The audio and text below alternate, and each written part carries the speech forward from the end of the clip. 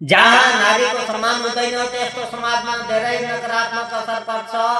परिवारमा असन्तुलन हुन्छ, नारीलाई सम्मान नदिने परिवारमा झगडा, असमझदारी र तनाव बढ्छ, परिवार सुखी र शान्त रहन गाह्रो हुन्छ, समाजको विकास रोकिन्छ। नारी पनि समाजको आधार शक्ति हुन्, उनीहरूलाई अवसर र सम्मान नदिँदा समाजको क्षमता आधार नै प्रयोग हुन्छ, जसले विकास ढिलो बनाउँछ। शिक्षा र सचेतना कमजोर हुन्छ, जहाँ नारीलाई महत्त्व दिइँदैन त्यहाँ धेरै महिलाहरूले शिक्षा पाउने अवसर गुमाउँछन्। यसले भविष्यका पुस्तामा पनि असर पर्छ, अन्याय र हिंसा बढ्न सक्छ। नारीको सम्मान नभएको समाजमा अन्याय, हिंसा र भेदभाव बढ्ने सम्भावना बढी हुन्छ। संस्कार र संस्कृति कमजोर हुन्छ, नारीलाई पढाए परिवारको संस्कार र मूल्य सिकाउने आधार मानिन्छ।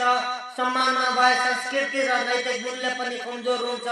जहाँ नारीको सम्मान हुन्छ त्यहाँ घरमा सुख शान्ति र समाजमा प्रगति हुन्छ।